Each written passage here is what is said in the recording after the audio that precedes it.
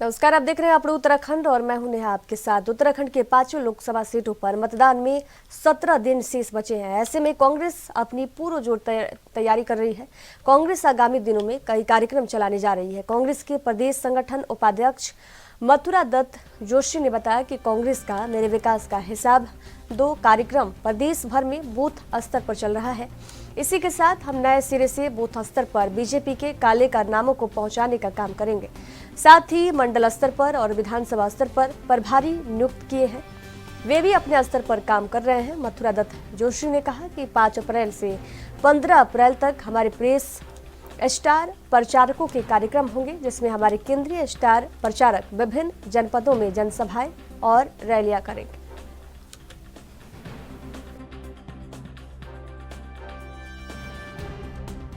नुक्कड़ नाटक जी कांग्रेस ने 5 अभी तो हमने मेरे विकास का हिसाब 2 कार्यक्रम पूरे प्रदेश में चल रहा है, बूथ स्तर पर वो कार्यक्रम चल रहा है।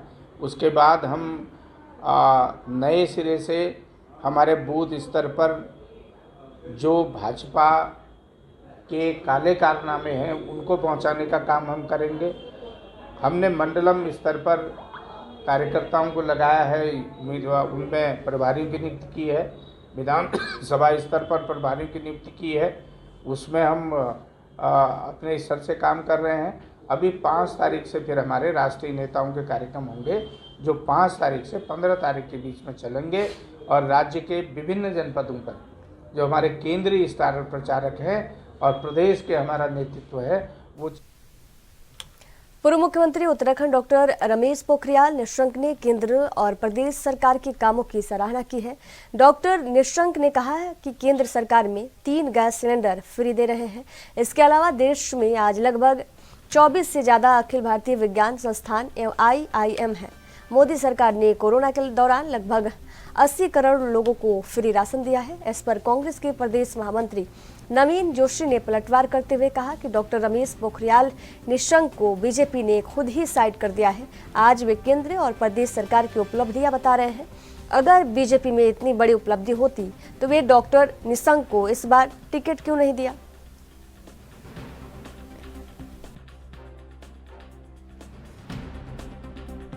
देखिए, निशंक जी प्रेस कॉन्फ्रेंस कर रहे, बड़ा आश्चर्य की बात है। जिनको भारतीय जनता पार्टी ने जिनको खुद ही नकार दिया हो, जिनके शासनकाल में कोई काम नहीं हुआ, वो आज सरकार की उपलब्धि बता रहे हैं। अगर सरकार की कोई उपलब्धि होती, आपके समय की कोई उपलब्धि होती तो बीजेपी आपको टिकट देती ना। बीजेपी ने तो आपसे पल्ला झाड़ लिया। और जहां तक आप महंगे उसकी बात कर रहे हैं, मुफ्त दे रहे हैं, ये सारी योजनाएं कांग्रेस के समय पे थी। कांग्रेस के समय पे ये सारी योजनाएं आई है। आप बताइए भारतीय जनता पार्टी के समय पे कौन सी योजना आई? आपने सिर्फ देश को बेचने का काम किया है। चाहे एम्स की हम बात करें, IIM की बात करें, या किसी भी जो उद्यम की अगर हम बात करें, तो ये कांग्रेस के समय पे आई है। कोरोना पूरे देश के अंदर पे चला, तो कोरोना में जो दवाइयां बनी, कांग्रेस की निर्मित जो प्रयोगशालाएं थी, उसमें उसके इंजेक्शन बने, उसकी वैक्सीनेशन बनी। आपकी कोई ऐसी उपलब्धि देश और प्रदेश के अंदर नहीं है जिसको भारतीय जनता पार्टी की उपलब्धि कही जा सके। आप कह रहे हैं कि हमने सिलेंडर सस्ता कर दिया। सिलेंडर तो 350 रुपए का हुआ करता था, आपने कहां सस्ता किया? 350 से कम कर दिया तो हम बोलें कि आपने सिलेंडर सस्ता कर दिया। आप सिलेंडर में 1000 रुपए बढ़ाकर आप 10-20 रुपए कम करने को कम बोलते हैं। ये आप जो कह रहे हैं कि हम मुफ्त में अनाज दे रहे हैं और उसमें के बाद मुफ्त में दवाइयां दे रहे हैं, तो ये कहां दे रहे हैं आप लोग? ये गरीबों का आप मजाक उड़ा रहे हैं। ये गरीबों का मजाक उड़ाना छोड़िए, हकीकत पे आइए, आप धरातल पे आइए और आपको पता चलेगा कांग्रेस की क्या क्या योजनाएं हैं। अगर आप कांग्रेस की योजनाओं को देखेंगे तो आपको कई साल लग जाएंगे उसको पढ़ने में, अध्ययन करने में। भारतीय जनता पार्टी तो को मैं कहता हूं आप आइए खुले मंच में, आप बताइए कि आपकी कौन कौन सी योजनाएं आप लेके आए। एक भी योजना ऐसी नहीं है जिसको हम भारतीय जनता पार्टी की उपलब्धि कह सकें। इन्होंने अगर कुछ किया है तो सिर्फ जुमला छोड़ा है और जो बेरोजगार युवक है उनके भविष्य के साथ खिलवाड़ किया है। आज पूरे उत्तराखंड में अग्निवीर योजना ये जो लेके आए, इससे युवाओं का भविष्य अंधकारमय हो गया है। 4 साल के बाद उनको घर बैठना पड़ रहा है। जो उनको सरकारी पेंशन मिलती थी, जो इनको इलाज के लिए हेल्थ फैसिलिटीज मिलती थी, ये कुछ भी नहीं मिल रही। आज 4 साल बाद उनको आपने घर बैठा रहे हैं आप लोग। प्रदेश के अंदर कोई ऐसा काम नहीं हुआ जिसको भारतीय जनता पार्टी की उपलब्धि कह सके। जिस दिन मतदान होगा तो उस दिन आप देखेंगे निश्चित तौर पर जो कांग्रेस के पक्ष में मतदान होगा और भारतीय जनता पार्टी का सुपड़ा प्रदेश से भी साफ होगा और देश से भी।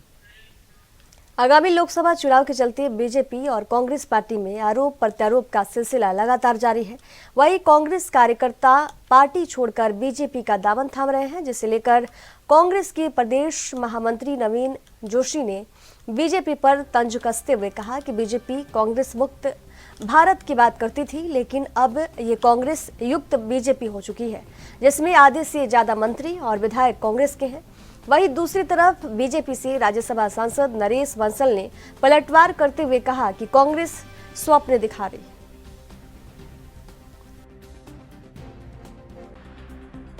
देखिए, निशंक जी प्रेस कॉन्फ्रेंस कर रहे, बड़ा आश्चर्य की बात है। जिनको भारतीय जनता पार्टी ने जिनको खुद ही नकार दिया हो, जिनके शासनकाल में कोई काम नहीं हुआ, वो आज सरकार की उपलब्धि बता रहे हैं। अगर सरकार की कोई उपलब्धि होती, आपके समय की कोई उपलब्धि होती, तो बीजेपी आपको टिकट देती ना। बीजेपी ने तो आपसे पल्ला झाड़ लिया। और जहां तक आप महंगे उसकी बात कर रहे हैं, मुफ्त दे रहे हैं, ये सारी योजनाएं कांग्रेस के समय पे थी। कांग्रेस के समय पे ये सारी योजनाएं आई है। आप बताइए भारतीय जनता पार्टी के समय पे कौन सी योजना आई? आपने सिर्फ देश को बेचने का काम किया है। चाहे एम्स की हम बात करें, आईआईएम की बात करें, या किसी भी जो उद्यम की अगर हम बात करें, तो ये कांग्रेस के समय पे आई है। कोरोना पूरे देश के अंदर पे चला, तो कोरोना में जो दवाइयां बनी, कांग्रेस की निर्मित जो प्रयोगशालाएं थी, उसमें उसके इंजेक्शंस बने, उसकी वैक्सीनेशंस बनी। आपकी कोई ऐसी उपलब्धि देश और प्रदेश के अंदर नहीं है जिसको भारतीय जनता पार्टी की उपलब्धि कही जा सके। आप कह रहे हैं कि हमने सिलेंडर सस्ता कर दिया। सिलेंडर तो 350 रुपए का हुआ करता था, आपने कहां सस्ता किया? 350 से कम कर दिया तो हम बोलें कि आपने सिलेंडर सस्ता कर दिया। आप सिलेंडर में 1000 रुपए बढ़ाकर आप 10-20 रुपए कम करने को कम बोलते हैं। ये आप जो कह रहे हैं कि हम मुफ्त में अनाज दे रहे हैं और उसमें के बाद मुफ्त में दवाइयां दे रहे हैं, तो ये कहां दे रहे हैं आप लोग? ये गरीबों का आप मजाक उड़ा रहे हैं। ये गरीबों का मजाक उड़ाना छोड़िए, हकीकत पे आइए, आप धरातल पे आइए और आपको पता चलेगा कि कांग्रेस की क्या क्या योजनाएं हैं। अगर आप कांग्रेस की योजनाओं को देखेंगे तो आपको कई साल लग जाएंगे उसको पढ़ने में, अध्ययन करने में। भारतीय जनता पार्टी तो को मैं कहता हूं, आप आइए खुले मंच में, आप बताइए कि आपकी कौन कौन सी योजनाएं आप लेके आए। एक भी योजना ऐसी नहीं है जिसको हम भारतीय जनता पार्टी की उपलब्धि कह सकें। इन्होंने अगर कुछ किया है तो सिर्फ जुमला छोड़ा है और जो बेरोजगार युवक है उनके भविष्य के साथ खिलवाड़ किया है। आज पूरे उत्तराखंड में अग्निवीर योजना ये जो लेके आए, इससे युवाओं का भविष्य अंधकारमय हो गया है। 4 साल के बाद उनको घर बैठना पड़ रहा है। जो उनको सरकारी पेंशन मिलती थी, जो इनको इलाज के लिए हेल्थ फैसिलिटीज मिलती थी, ये कुछ भी नहीं मिल रही। आज 4 साल बाद उनको आपने घर बैठा रहे हैं आप लोग। प्रदेश के अंदर कोई ऐसा काम नहीं हुआ जिसको भारतीय जनता पार्टी की उपलब्धि कह सके। जिस दिन मतदान होगा तो उस दिन आप देखेंगे निश्चित तौर पर जो कांग्रेस के पक्ष में मतदान होगा और भारतीय जनता पार्टी का सुपड़ा प्रदेश से भी साफ होगा और देश से भी। लोकसभा चुनाव को निष्पक्ष करवाने और अधिक से अधिक लोग मतदान का प्रयोग करें, इसके लिए एसडीएम गौरव पांडे ने जानकारी दी। वही एसडीएम गौरव पांडे ने कहा कि 19 अप्रैल को इस क्षेत्र में मतदान होना है। 65 गदरपुर विधानसभा में कुल 164 बूथ बनाए गए हैं। इस चुनाव में गदरपुर विधानसभा में 1,06,964 मतदाता अपने मत अधिकार का प्रयोग करेंगे, जिसमें 76,845 पुरुष तथा 72,219 महिला मतदाता शामिल है। विधानसभा क्षेत्र को 3 जोन तथा 13 सेक्टर में बांटा गया है।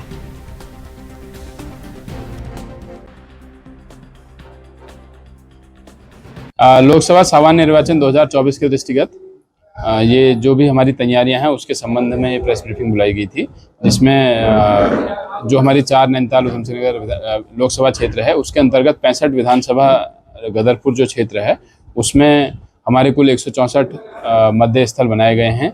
164 मतदेय स्थल में दिनांक 19 अप्रैल 2024 को प्रातः 7 बजे से शाम 5 बजे तक इसमें मतदान होगा और 18 तारीख को हमारी जो टीम्स हैं वो डिस्पैच होंगी और 19 तारीख को मतदान किया जाएगा। पूरे क्षेत्र को 2 जोन और 13 सेक्टर में बांटा गया है, जिसमें प्रत्येक जोन और सेक्टर में मजिस्ट्रेट्स की नियुक्ति की गई है और उन मजिस्ट्रेट्स के द्वारा वहां पर सफल संपादन किया जाएगा। इसके अलावा 85+ और दिव्यांग ऐसे मतदाता जो कि घर से मतदान करना चाहते हैं उनके लिए यह भी सुविधा दी गई है। तो इस प्रकार कुल हमारे 45 85 प्लस और 22 दिव्यांग मतदाताओं ने घर से मतदान करने के लिए ऑप्ट किया है, जिनको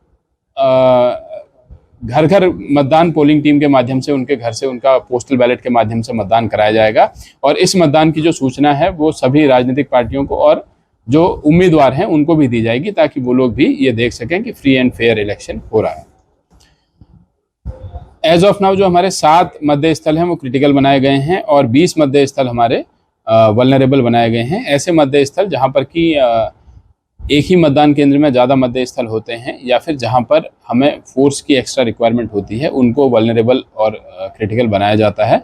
और इसके अलावा जो 50% हमारे कुल 164 के 50% मतलब 82 बूथ ऐसे हैं जिनमें कि वेबकास्टिंग भी की जाएगी। वेबकास्टिंग का मतलब है कि बूथ की जो लाइव फीड है वो जिले में जाएगी और ऑब्जर्वर महोदय और आरओ महोदय या कोई भी अन्य व्यक्ति उसको लाइव इस चीज़ को देख सकता है कि बूथ पे जो चीज़ें हैं वो सब की सब ठीक से चल रही हैं। तो वेबकास्टिंग जो है 50% बूथ पे कंपलसरीली की जाएगी। सभी क्रिटिकल वल्नरेबल बूथ पे वेबकास्टिंग की जाएगी। और इसके अतिरिक्त समस्त ऐसे क्षेत्र जहां पर कि निरोधात्मक कार्यवाही की जाने की आवश्यकता है, निरोधात्मक कार्यवाहियां की जा रही हैं। सीआरपीसी के 107-16 के अंतर्गत उसमें कार्यवाहियां की जा रही हैं। इसके अतिरिक्त छापेमारी और चेकिंग इत्यादि की जो कार्यवाही है उनको लगातार किया जा रहा है, ताकि शांतिपूर्ण मतदान किया जा सके।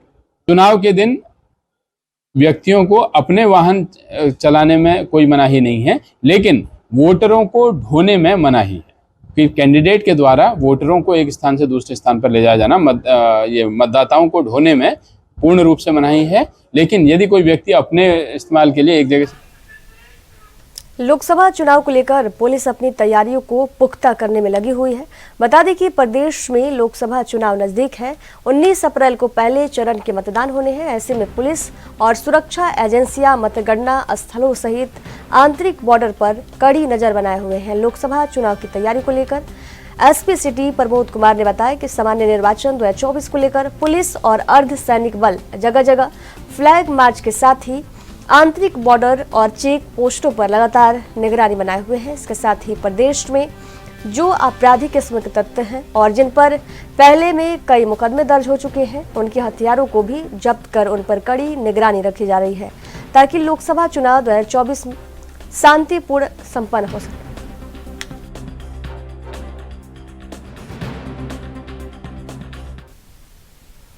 प्रधानमंत्री नरेंद्र मोदी आज रुद्रपुर में जनसभा को संबोधित करने पहुंचे, लेकिन इसी बीच कांग्रेस ने प्रधानमंत्री से उत्तराखंड के आगमन पर 6 सवाल किए। उत्तराखंड कांग्रेस सह प्रभारी दीपिका पांडे ने आज प्रेस वार्ता कर कहा कि प्रधानमंत्री को जनमानस के उन प्रश्नों के उत्तर देने चाहिए जिसके लिए उनकी डबल इंजन की सरकार और नेता एवं पदाधिकारी किसी न किसी रूप में जिम्मेदार भी हैं और उनकी संलिप्तता पाई गई है और अपनी पार्टी एवं देश के शीर्ष नेता होने के नाते उनकी जवाबदेही बनती है। उन्होंने कहा कि आज उत्तराखंड की जनता प्रधानमंत्री के मुंह से सच सुनना चाहती है और झूठ जुमले नहीं। देवभूमि पर आज आगमन हो रहा है, हम लोग भी उनका स्वागत कर रहे हैं। लेकिन उत्तराखंड की जनता की तरफ से कांग्रेस ये सवाल उनके सामने कर रही है कि आखिर अंकिता भंडारी उनके परिवार का हिस्सा है कि नहीं, क्या अंकिता भंडारी की मौत के बाद उसे न्याय मिलेगा कि नहीं। उसके परिवार के लोग दर दर भटक रहे हैं और लगातार उत्तराखंड की महिलाएं इसके लिए आंदोलनरत हैं। मोदी जी का अंकिता भंडारी के मामले में जो वीआईपी है उसका नाम आज उजागर करके उसे जेल के सलाखों के पीछे भेजेंगे कि नहीं। दूसरा हमारा सवाल है कि भ्रष्टाचार को लेकर के जिस तरीके से नए नए ऊंचाइयों को उत्तराखंड ने छुआ है उसके बारे में क्या होगा। जो टनल में दुर्घटना हुई उसमें जिस कंपनी पर जांच होना चाहिए उस पर जांच नहीं किया जा रहा है और इलेक्टोरल बॉन्ड्स के माध्यम से सुनने में आया है कि उनसे भी पैसा लिया गया है। तो क्या वो उनके मोदी जी के परिवार का हिस्सा है वो कंपनी की, उस पर जांच नहीं हो रही है।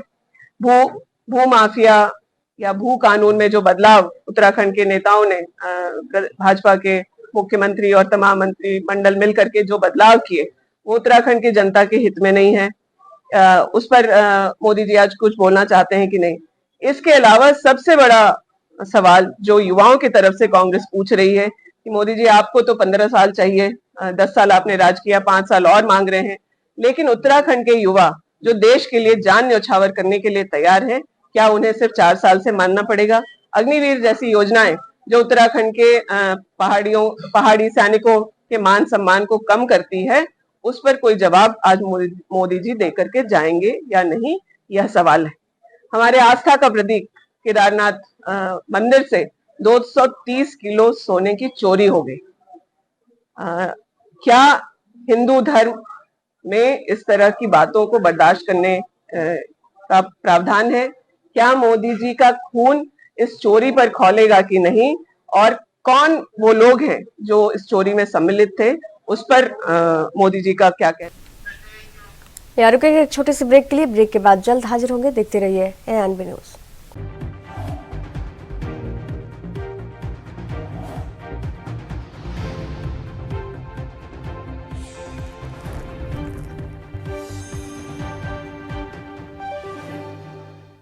ब्रेक के बाद एक बार फिर से आप सभी का स्वागत है। लक्ष्मण झूला थाना क्षेत्र के खतरनाक घाटों पर गंगा में पर्यटकों को डूबने से बचाने के लिए पुलिस ने प्रयास शुरू किए हैं। SSP लोकेश्वर सिंह के निर्देश पर लक्ष्मण झूला क्षेत्र के खतरनाक घाटों और तटों पर पुलिस ने चेतावनी बोर्ड की संख्या बढ़ानी शुरू कर दी है।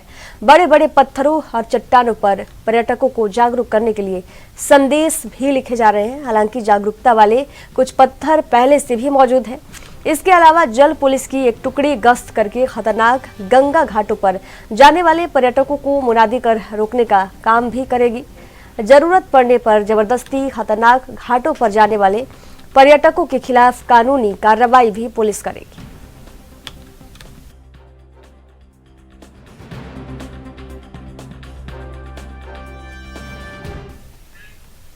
उत्तराखंड के पूर्व मुख्यमंत्री, पूर्व केंद्रीय शिक्षा मंत्री डॉक्टर रमेश पोखरियाल निशंक ने देश में लागू नई शिक्षा नीति की जमकर तारीफ की। उन्होंने कहा कि देश प्रधानमंत्री नरेंद्र मोदी की अगुवाई में तेजी से आगे बढ़ रहा है। शिक्षा के क्षेत्र में भारत में अभूतपूर्व परिवर्तन देखने को मिला है। उन्होंने कहा कि विश्व के तमाम विश्वविद्यालय और शिक्षा जगत के विशेषज्ञों ने भारत की शिक्षा पद्धति की जमकर तारीफ की है।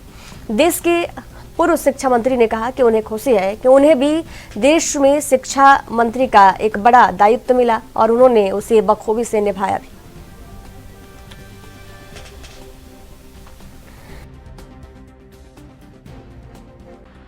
कि भारत की परिवर्तन की आधारशिला है, और ये न केवल देश की आजादी के बाद बल्कि लॉर्ड मैकाले के बाद ये शिक्षा नीति जो आई है, वो जो विश्व गुरु भारत था, उसी विश्व गुरु भारत के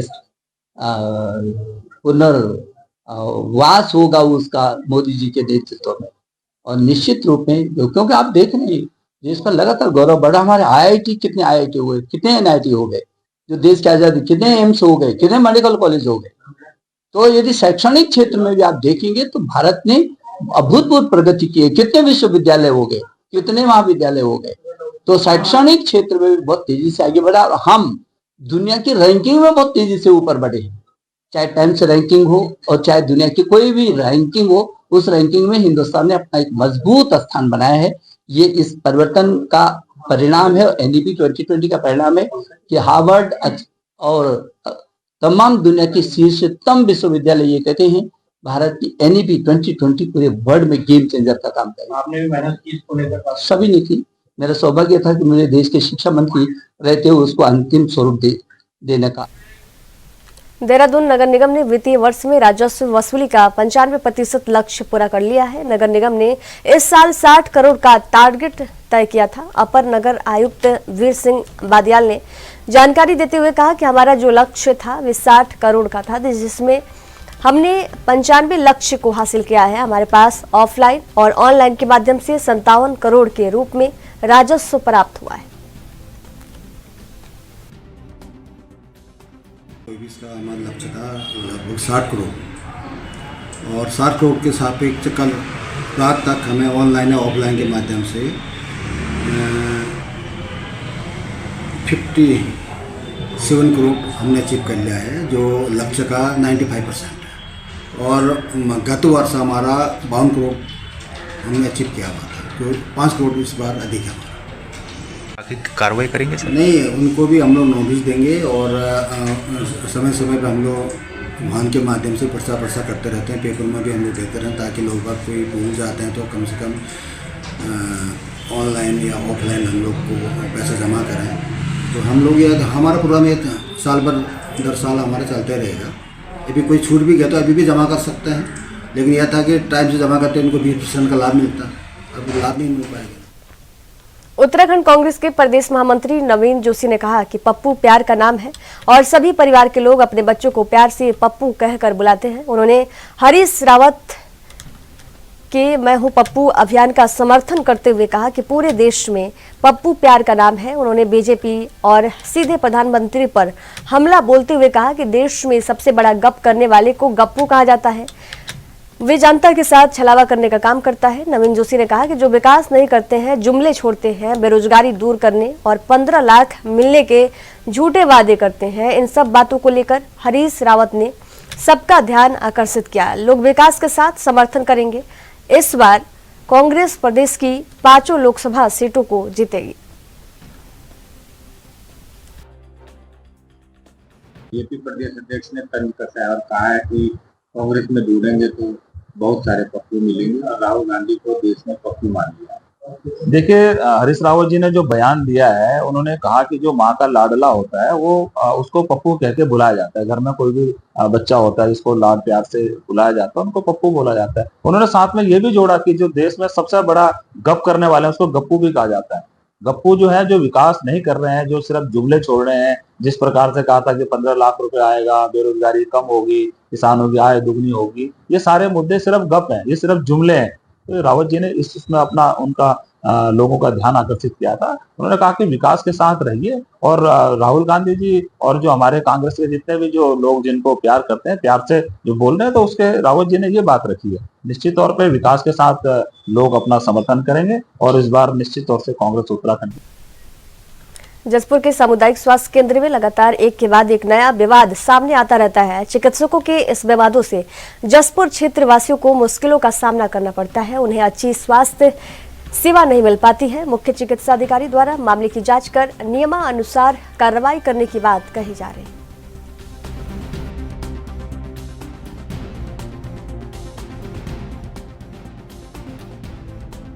सामुदायिक स्वास्थ्य केंद्र में तो क्योंकि अस्पताल है और मैं व्यवस्था देखने के लिए बीच बीच में आता रहता हूँ, लेकिन हमारे यहाँ के जो हितेश शर्मा इसके इंचार्ज थे, जिनको 28 फरवरी को एक तरफा सीएमओ ने रिलीव कर दिया था सल्ट के लिए, लेकिन वो एक दिन चार्ज देना है, लेकिन वो अटेंडेंस रजिस्टर में जो है साइन करके चले गए, जबकि उनकी लीव या मेडिकल जिले से सीएमओ से स्वीकृत होंगे। इस यहाँ के अस्पताल से वो 28 को रिलीव हो चुके हैं। इस अस्पताल से उनका कोई लेना देना नहीं है, क्योंकि वो एक तरफा रिलीव है, तो उन्हें यहाँ चार्ज दे के जाना था, वो एक बात अलग है, लेकिन यहाँ के अटेंडेंस रजिस्टर में लीव या छुट्टी लिखना ये औचित्य नहीं। सब कब आए? परसों वही आए, तो मैं तो वैसे आज रूटीन में आया था 30 तारीख। मुझे आपसे बात हो गई, वो कह रहे वो गलत है क्योंकि वो एक तरफा रिलीव है, नहीं कर सकते। वो कह रहे मैं उनका स्पष्टीकरण ले लूँ। ओपीडी यहाँ की इंचार्ज है टीपू झा, उन्होंने बताया क्योंकि यहाँ भीड़ मैंने काउंटर पे देखी ना बहुत है, तो उसके 2 काउंटर करने की बात हुई है, लेकिन अब वो देखना पड़ेगा कि प्रबंधन समिति में इतना पैसा है या नहीं। तो मैंने कहा आप तो आचार संहिता चुनाव के बाद उसकी मीटिंग बुला के, अगर उसमें हुआ तो एक अस्थायी रूप से कर्मचारी को प्रबंधन समिति की तरफ से रख लिया जाएगा। अपने उत्तराखंड के खबरों के सफर में फिलहाल दीजिए जाने की इजाजत। देखते रहिए एएनबी न्यूज। नमस्कार।